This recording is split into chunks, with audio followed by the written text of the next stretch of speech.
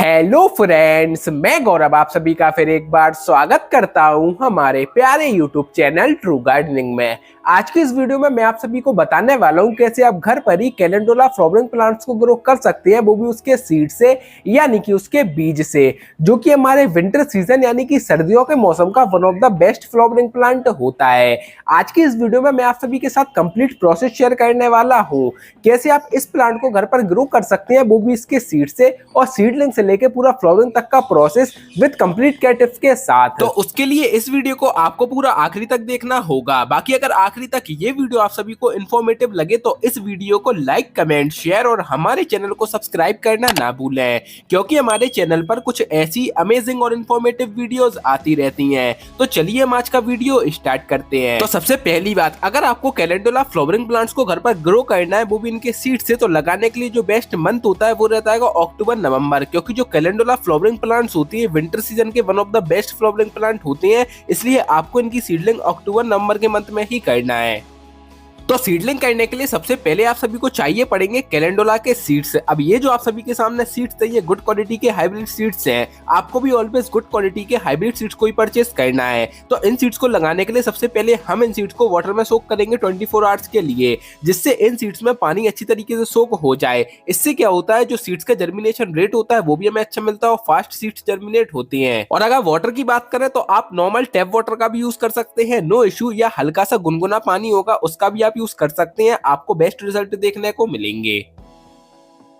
ये हमारे 24 घंटे बाद के रिजल्ट। और फाइनली अब जो हमारे कैलेंडुला के सीड्स हैं ये रेडी हैं जर्मिनेशन के लिए, क्योंकि अब हमारे सीड्स में पानी अच्छी तरीके से सोख हो चुका है। अब देखिए, जो वाटर के सरफेस के ऊपर सीड्स तैर रहे हो इन्हें आपको कंप्लीटली रिमूव कर देना है, क्योंकि ये कभी भी जर्मिनेट नहीं होते हैं।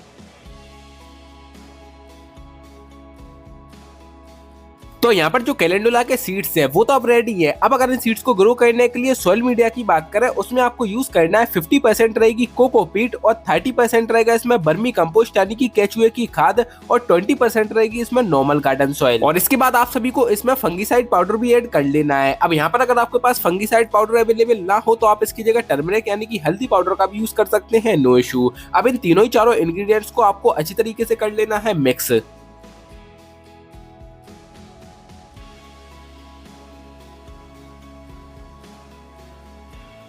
तो यहाँ पर जो सॉइल मीडिया था कैलेंडुला सीड्स को ग्रो करने के लिए वो हमने यहाँ पर रेडी कर लिया है। अब अगर सीड्स को ग्रो करने के लिए पॉट सिलेक्शन की बात करें तो आप किसी भी टाइप के पॉट का यूज कर सकते हैं। मैं यहाँ पर प्लास्टिक पॉट का यूज करने वाला हूँ, जिसके बॉटम में मैंने एक ड्रेनेज सिस्टम के लिए होल भी कर लिया है। बॉटम में ड्रेनेज सिस्टम के लिए होल होना कंपलसरी है, जिससे एक्स्ट्रा वाटर निकल सके। इसके बाद जो हमने पॉटिंग सॉइल रेडी करा था उसे हमने हमारे स्पॉट में फिल भी कर लिया और सॉइल को हमने मॉइस्ट भी कर लिया है। ये हमारे कैलेंडुला के सीड्स जिन्हें हमने 24 घंटे के लिए वाटर के अंदर सोक कर कर रखा था। अब इन सीड्स को आप सभी को लेना है, डायरेक्टली सॉइल सरफेस पर हम कर देंगे स्प्रिंकल। और हाँ, एक बात का याद रखना है, जो वाटर के सरफेस के ऊपर सीड्स तैर रहे हो उन्हें आपको कंप्लीटली रिमूव कर देना है, जैसा कि अभी वीडियो की स्टार्टिंग में मैंने उन सीड्स को रिमूव कर कर भी आप सभी को बताया था, क्योंकि वो सीड्स कभी भी जर्मिनेट नहीं होती हैं। और हाँ, इन सीड्स को आपको डिस्टेंस पर प्लेस करना है, सीड्स की ओवरलैपिंग नहीं होनी चाहिए। तो यहाँ पर जो कैलेंडुला के सीड्स थे उन्हें हमने सॉइल सरफेस पर भी स्प्रिंकल कर दिया, और कुछ इसी सेम तरीके से आप सभी को भी इन सीड्स को सॉइल सरफेस पर स्प्रिंकल करना है डिस्टेंस पर। अब ऊपर से सेम पॉटिंग सॉइल की आधा से 1 इंची तक की लेयर कर देना है, सफिशिएंट है। सीड्स को अच्छी तरीके से सेम पॉटिंग सॉइल से कर देंगे कवर।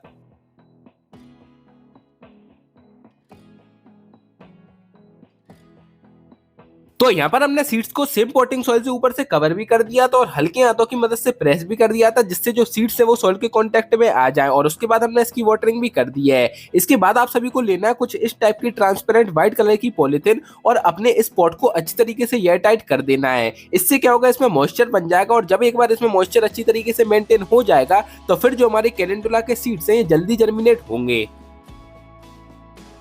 ये है 6 दिन बाद के रिजल्ट। और फाइनली जो हमारे कैलेंडुला के सीड्स है वो यहाँ पर सक्सेसफुली जर्मिनेट हो चुकी हैं, और ये आप सभी के सामने इनके सक्सेसफुल रिजल्ट। अब देखिए, इसके ऊपर से जो हमने पॉलिथीन का कवर करा था उसे हमें कंप्लीटली कर देना है रिमूव, और इनकी वाटरिंग का रखना है ख्याल। और अभी भी इस पॉट को हम शेडी एरिया में ही प्लेस रहने देंगे। तो चलिए अब हम कुछ दिन का वेट और करते हैं और फिर मैं आप सभी के साथ शेयर करता हूँ इन प्लांट्स के आगे के रिजल्ट।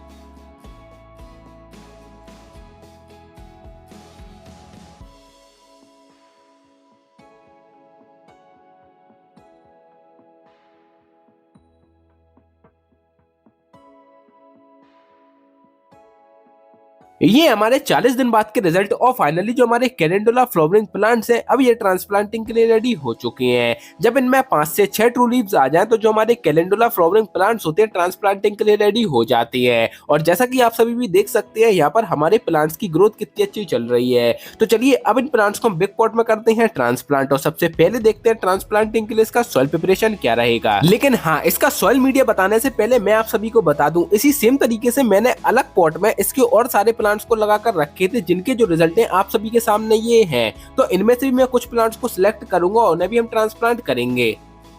तो यहाँ पर अगर हम कैलेंडुला फ्लावरिंग प्लांट्स को ग्रो करने के लिए उसके सॉइल मीडिया की बात करें उसमें आपको यूज करना है 50% रहेगी नॉर्मल गार्डन सॉइल, 30% रहेगा 1 ईयर ओल्ड कंपोस्ट यानी कि गोबर की खाद और 20% रहेगी इसमें कोकोपीट यानी कि नारियल का बुरादा। अब इन तीनों को आपको अच्छी तरीके से मिक्स कर लेना है और जो हमारा पॉटिंग सॉइल है कैलेंडुला फ्लावरिंग प्लांट्स के लिए वो यहाँ पर रेडी हो जाएगा।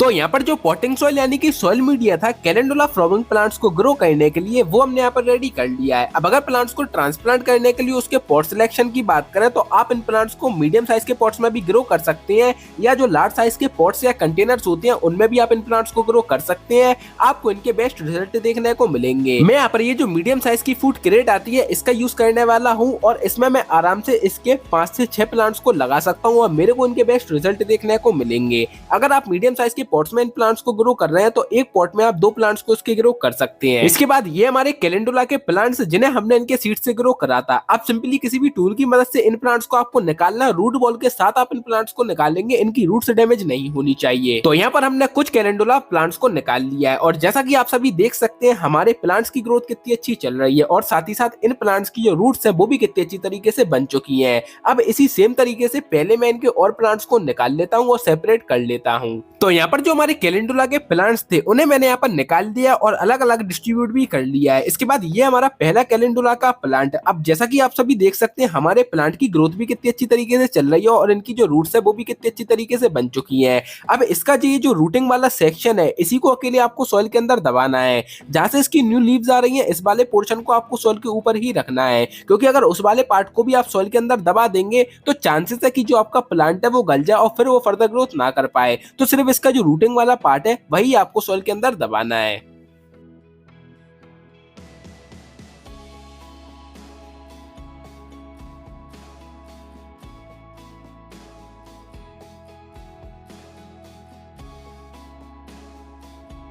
तो यहाँ पर जो हमारे कैलेंडुला के प्लांट्स थे उन्हें हमने यहाँ पर ट्रांसप्लांट भी कर दिया और साथ ही साथ मैंने इनकी वाटरिंग भी कर दिया है। आपको भी हाल इनकी वाटरिंग कर देना है जिससे जो हमारे प्लांट्स हैं ये ट्रांसप्लांट शॉक से बच जाएं। इसके बाद इस कंटेनर को हम 2 से 3 दिनों के लिए प्लेस कर देंगे शेडी एरिया में, जिससे जो हमारे प्लांट्स है अपनी न्यू सॉइल में अच्छी तरीके से स्टेबल हो जाए। उसके बाद इस कंटेनर को हम 2 से 3 दिन बाद प्लेस कर देंगे डायरेक्ट सनलाइट में, क्योंकि सर्दियों के मौसम की डायरेक्ट सनलाइट की रोशनी हमारे इन कैलेंडुला प्लांट्स को बहुत ही ज्यादा पसंद होती है। हमारे 63 डेज बाद के रिजल्ट और जैसा कि आप सभी देख सकते हैं हमारे कैलेंडुला फ्लावरिंग प्लांट्स की ग्रोथ कितनी अच्छी तरीके से यहाँ पर चल रही है। अब हम क्या करेंगे, इन प्लांट्स के टॉप के पार्ट को कर देंगे रिमूव। ऐसा करने से जो हमारे प्लांट है अब ये बुशी होना स्टार्ट होंगे, क्योंकि इनमें से जो मल्टीपल सब ब्रांचेस आएंगी वो अच्छी तरीके से ग्रोथ कर पाएंगी और इस प्रोसेस को हम बोलते हैं पिंचिंग। और अगर यही प्रोसेस आप भी अपने कैलेंडुला फ्लावरिंग प्लांट्स के साथ करेंगे तो आपके जो कैलेंडुला के प्लांट्स है ये और भी ज्यादा बुशी होंगे और साथ ही साथ इनमें और भी ढेरों सारे फ्लावर के बर्ड्स और फ्लावर्स भी आपको देखने को मिलेंगे।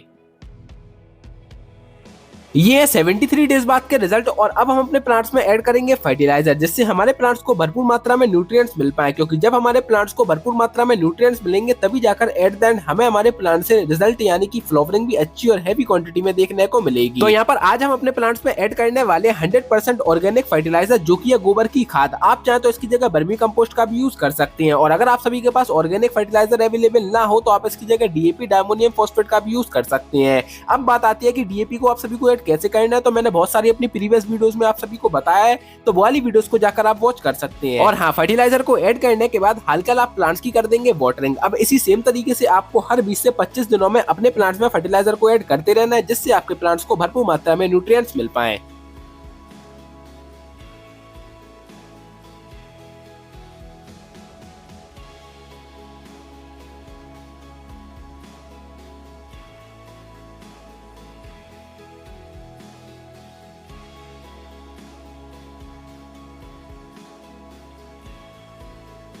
ये हमारे 96 डेज बाद के रिजल्ट, और जैसा कि आप सभी ने देखा 84 डेज बाद हमारे इन प्लांट्स में से फ्लावरिंग आना स्टार्ट हो चुकी थी। तो बेसिकली इस स्टेज पर हमें क्या करना है, देखिए जो फ्लावर खिल चुके हो और अब मुरझाने लगे हो तो इन फ्लावर्स को आपको स्टार्टिंग फेज में कर देना है रिमूव। ऐसा करने से हमारे प्लांट्स की प्रोडक्टिविटी बढ़ती है। लेकिन हाँ, जब एक बार आप अपने प्लांट से पूरी तरीके से फ्लावरिंग ले ले तो आखिरी में आपको इनमें से कुछ फ्लावर्स को लगा भी छोड़ देना है, जिससे उनमें से सीड्स बन जाए और आप उन्हें कलेक्ट कर रख लें अगले साल के लिए।